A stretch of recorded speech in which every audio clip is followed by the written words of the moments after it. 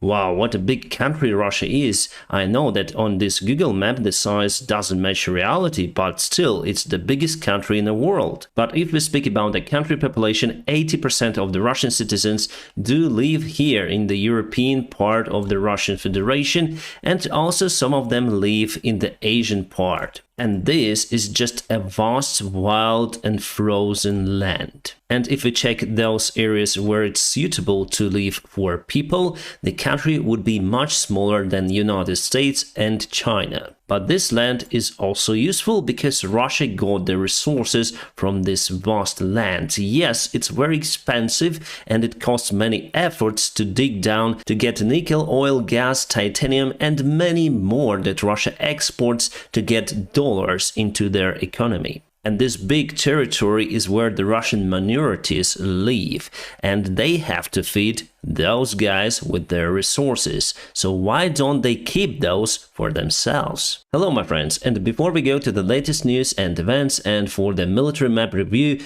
let me tell you about whether the collapse of the Russian Federation is possible. Because as you can see, Russia consists of the many pieces, mostly from the regions and also from republics. The leaders of the regions are governors and the leaders of the republics are the leaders of the republics according to the new law that was introduced in February 2023. Before, they might have called presidents. For example, there was the president of Tatarstan, which is the part of Russian Federation. And Russia is also ethnically divided. This is kind of the old map, but with the red one you can see the majority of those regions are Russians. But now the Chinese population is gradually increasing inside the Russian Federation in the areas that are bordering China, for example Khabarovsk, Blagoveshchensk and Chita. But some of the Chinese news lately published the map with historical Chinese territory that now belongs to Russia. And they published the map with the historical Chinese names. For example, Vladivostok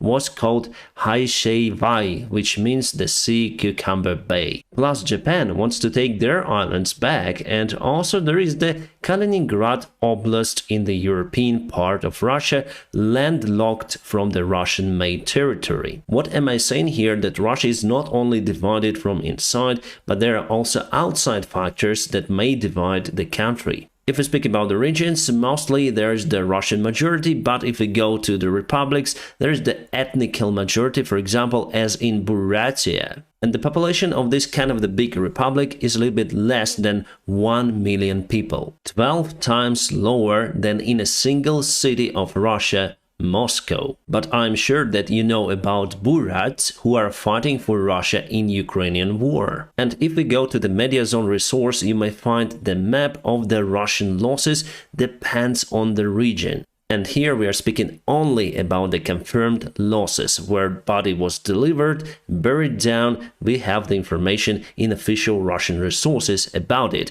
And according to that information, Russia lost at least 18,000 soldiers. And you can see the leaders of the statistics in the North Caucasus with Kuban and Dagestan and also Buryatia. I was really surprised about Yekaterinburg, but mostly people were taken to the army from the countryside, not from the city. But if we speak about the most populated city in Russia, Moscow, well, just 118 soldiers were killed. And it means that in Moscow just one resident per 100,000 local citizens was killed during this war, much less compared to the traffic accidents. So people there are not even influenced by this war. Yes, they were touched and they experienced the decline in the Russian economy. They got mad about it, they cannot go to McDonald's, they cannot do their usual stuff, but they touched this war only with their remote control button, then they watched the news from the Russian propaganda. But what we may say about Buryatia, the part of the Russia that is far, far away from the Ukraine, thousands of the kilometers, the same distance as from Moscow to India. To be more precise, the population of that republic is 982,000 people. So with that number, 593 dead confirmed soldiers, they have the losses 1 per 1,655. And here we are not even speaking about the wounded soldiers, the soldiers that are currently fighting in Ukraine, and also we are not speaking about this truthful Russian statistics with this number. But mainly you got the ratio 1 to 100,000 and 1 to 1,600. As for the North Caucasus, the situation is the same. So you can see that there are two Russias now, the one that watches the war on TV mostly, and the one that is fighting mostly. And if we go back to the map, you'll see that this, the most populated part of the Russian Federation, yes, watches the war on TV, excluding probably this one, the North Caucasus. And this part is fighting, including Caucasus. And that is why locals start to perceive the information differently. Burats have many relatives who are fighting or who were dead or wounded, so for them it's the personal tragedy and could be the tragedy of their kind as the nation. The same goes to the North Caucasus. There are local national minorities who also struggle and suffer. As for Ukrainians, it doesn't really matter who comes to the country, whether it's Burat or original Russian, we have to liberate our land. But as for Russia, as for their structure, Russian Federation, it's very important. In the European part, mostly people complain between each other, complain in the social media also, but not about the war itself. They basically don't care in general. They care that the way of life and normal comfort deteriorated with the sanctions applied on Russia. So here and here, the war is about tragedy, but here it's about the comfort. The comfort that Russian elites also start to lose, and for them it's a big disaster. This guy here, for example, looks like a Shrek, but actually he is one of the biggest Russian musical producers. His surname is Prigozhin, the same that the leader of Wagner group has. And recently, the conversation between Prigozhin and one of the main Russian officials, ex-senator Akhmedov, leaked to the press. Well, that conversation was really dramatic. They say how it is for the Russian Federation, that they are now in a deep shed with the current Russian president and elite. Well, they're elite themselves, but from what I can understand, they are not willing to change. I wish you knew Russian to understand the deepness of that dialogue. They used so many offensive, bad and vulgar words against Putin, concentrated on his weakness as the leader and about his suicide mission in Ukraine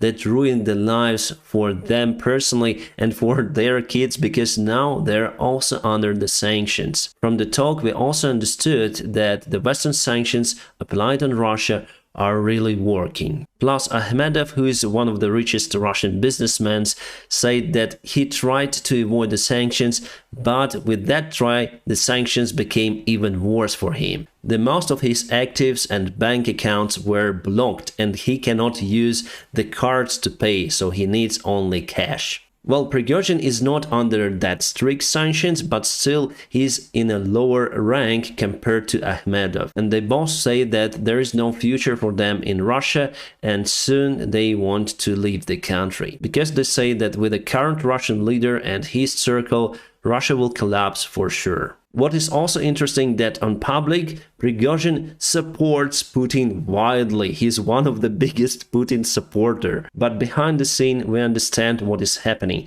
They are in panic. And The Guardian published the leaks from the New Year celebration in Moscow by the Russian elite, and there was the secretary of the Russian president, Peskov, who say to the public that things will get much harder and this will take a very, very long time. He means the conflict or the war in Ukraine. And obviously his toast darkened the mood of the evening among the guests. So for sure that there is the big conflict inside the Russian elite, between elite and the Russian management, between Putin and maybe his circle also. And you know what? Putin is now a suspect for the war crimes. He is wanted by the international court. So for the elite, there is no coming back for the previous nice life until they will take Putin and send him to that court. They understand it, but still with their influence, for now, there is the lack of the actions. And with the repressions that the Russian leader may apply on them personally, well, I think they're just afraid. Because the Russian elite is so corrupt that there's enough information for everyone to get them to the prison for a very long term. That is what Putin will do in case elite will start to fight against him. But for elite, it's no-go. They have to get rid of Putin in any case if they want to survive. As they say between each other in the leaked conversation, Russia will collapse and they will collapse with it. Finally, Putin will take every one of them with him to the court or maybe to the afterlife. And also the current consequences that we see for Russia were understandable for the Russian spy chief Naryshkin even before the war, and he asked Putin to postpone it at least for half of the year, but Putin haven't listened. He trusted his own influencers in Ukraine. He thought that all of the government and Ukrainian officials were bribed and it would be the easy walk for the Russian army. But Naryshkin knew that the Russian army will sack. And that's why he was so nervous. Then Putin called everyone before the announcement of the attack on Ukraine. So even after the Russian side and Putin himself had totally ruined the Minsk agreements, Naryshkin still wanted the peace negotiations with the Western countries because he understood what consequences Russia would face in the case of the massive invasion of Ukraine. And I think he was mainly the only person who understood that, but still he was not able to convince Putin not to start the war in Ukraine. So here's a very legendary, I would say, speech that he said that we must, so there is the translation.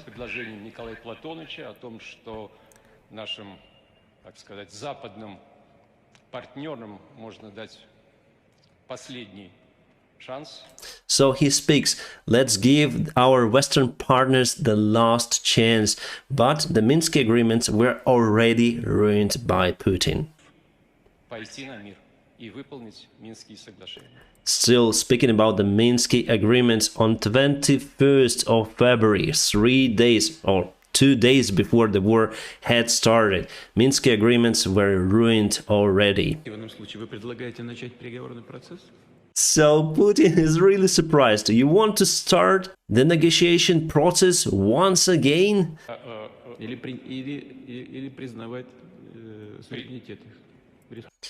So, guy, do you want to start the conversation again, Minsk agreements? Or you want to recognize the sovereignty of the Donetsk and Luhansk republics?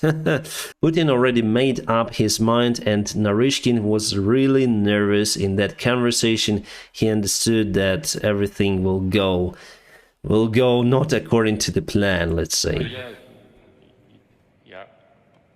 Говорите прямо. Я поддержу предложение о признании. Поддержу или поддерживаю? Говорите прямо, Сергей. Поддерживаю предложение. Так и скажите, так, да или нет? Поддерживаю предложение о вхождении Донецкой и Луганской народных республик в состав Российской Федерации. Мы об этом не говорим. He opened the plan, so he knew everything before that they want to put the republics into the Russian Federation. It should be like the part of the Russia. And he said about it, okay, if you don't want the agreements with the Western countries, what other steps should we have? Like to put those countries to the Russian Federation. But here they were speaking about recognizing the sovereignty of those self-proclaimed republics. And after 400 days since the war had started, we may look at many things differently. I hope you agree with me. Этого не обсуждаем. Мы говорим о признании их независимости или нет. Да. Я поддерживаю предложение о признании независимости. Хорошо, пожалуйста, садитесь. Спасибо. Владимир Александрович. Obviously, he couldn't say no in that case because he's just alone, you know. But he's also not in opposition to Putin. He's the part of this Russian machine, Russian empire. They want to win this war, but what he says that they will not win. They all our enemies. Just Naryshkin understood before that Russia would lose it. And this guy is just brainwashed by his own propaganda. he trusted Shoigu and his parade army so much that he believed in his mighty power to occupy the big country as Ukraine. But we see that it's not happening according to the plan. And here I just want to say that we not only have the different perception within the regions of the Russian Federation, we also have big conflicts within the Russian elite, between the army, private army, command. This whole situation brought the Russia to the edge of collapse, and I don't see the way out, honestly, for Putin. Well, the only way out could be to withdraw the forces, pay Ukraine reparations, but he will never do it. In that case, he would lose his power. So what now Russian army is doing, they're just extend the power of Putin, or maybe even the life of Putin. Putin cannot finish this war with the tasks announced and then he started it, so the only way is to continue. And that is why Peskov say that Russian elite will have to wait for the harder times and should be ready for the long-term conflict. The same we hear from our Western allies, that this war may continue for a very long time. Yes, we are all waiting for the Ukrainian counterattack, but honestly, I think we have the forces now for just one big assault, not more than that. Hopefully, Ukrainian army will be successful, even getting to Crimea. If Putin loses his biggest achievement, Crimea itself, Russian regime would start to collapse. At least there is the big chance for it. Because, as I say to you, there is the big conflict also within the military. Russian soldiers faced with the tremendous corruption, they are in lack of the basic needs. They are in lack of the proper equipment and also ammunition. Sometimes you may see the rusty old AK-47s that Russian soldiers carry, the ancient Second World War helmets and hostomel uniform. Yes, for the Russian private armies, the equipment is better, obviously, but still Russian soldiers have to pay their own lives for the Russian corruptive regime. For Shoigu, the Russian Minister of Defense, who sends less supplies but builds the castles for him personally. And if those Russian soldiers survive, they'll go back traumatized. They'll take obviously some ammunition because there is no trust in the Russian government, because they were just scammed by it, and they will start their own war. At first they will be rejected by society, especially in the European region where people cares about their comfort and doesn't care about the lives of the soldiers, because they don't have the personal connections with them. They just watch this war on TV, as I say to you, and it's not tragedy, let's say, for Moscow, this war, it's lack of the comfort. So there will be less opportunities for those veterans, and they will start to rob the shops. You probably heard about the Russian mafia after the Soviet times. Well, back then it was the Chechen war, and many of the Russian soldiers came back, and yes, they were fighting between each other. Clans hired them to solve their own problems with business. That was the hard time for the Russian society, and now it's gonna be even worse. And with that disappointment, the riots may rise, but those riots would not be peaceful at all. We are probably at the edge of the Great Russian Revolution once again. It happened in 1917, and I see the potential for it to happen again. However, still we are in lack of the main ingredient, the leader or the group of the leaders. There should be the alternate way, the common sense to change the current government for something. People should be okay with it. They should go and have the major support. In communist revolution, there was Lenin and Trotsky who raised the awareness for proletariat to start this fight for the rights, as they said. By the way, just a couple of years ago, there was the protest in Belarus, and those protests were quite severe for Lukashenko regime. But finally, Tikhanovskaya, who were the leader of the protests, have to leave the country, and after that, protests just shrink down, and now there are not any. But in Russia, the probability for the successful revolution is much greater, because we see the conflict within the Russian elite, and maybe some of the military leader may get his army, or for example, Prigozhin may get his army and start to fight for the power. If he sees that Putin is losing his power, maybe because of the successful Ukrainian counterattack, it could be anything basically. And many of the Z patriots would support Prigozhin, or for example Strelkov. And obviously there will be national leaders in Dagestan, Chechnya and also Buryatia. Well, now we see the signs that Russia is a little bit dispersed, but still we don't see the signs of the true leader of the Russian Revolution, let's say. Plus, for some regions, it would be economically not effective to disassemble from the main Russia. For example, for Chechen Republic, basically, they got huge support from the Moscow regime. For now, they're taking the funds from the Russian budget and they're lack of the industry and factories that were just destroyed after the two Chechen wars. But potentially there are nice natural resources in their country and they can even produce some oil or gas. But it's only for the long run. For now, they are very dependent on Moscow. Plus, Putin did everything to concentrate the power in Moscow.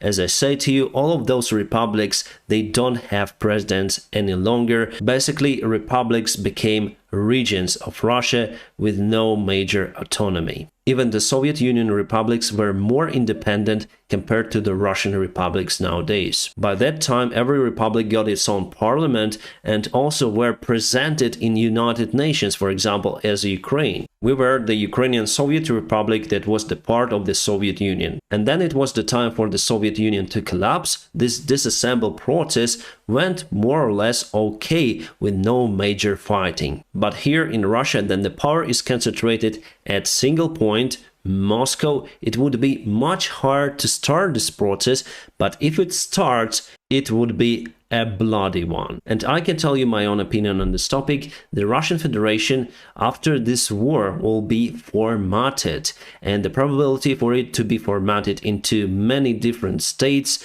is very high. I give it 90%. And just 10% that the new Russian regime would keep the country in the current borders. And before we go to the latest news and events, tell me in the comment section whether you like this analysis or not. Should I speak like that or just concentrate on the news and map reports? Thank you for your feedback. Oh my god, Russia isn't desperate. They want to exchange the products for weaponry with North Korea. There were also the rumors from the Russian media propaganda channels that Kim may send some of the soldiers to the Russian Federation to fight with Ukraine, like 80,000 soldiers or something, but honestly it will never happen. But yes, they may obtain some of the ammunition from the North Korea that will not change the situation for the Russian Federation. The North Korea itself has the enemies around, so they need the ammunition themselves. They will not send the huge supplies to the Russian Federation. Well, this is what I don't like. Our Minister of the Foreign Affairs said that it's the mistake to count that the future counterattack of the Ukrainian army would be decisive for this war. I think it will be. Because, as I say to you, we don't have this major human resource as the Russian Federation just to waste our people on occasional attacks. No, we should prepare for the major attack, the big one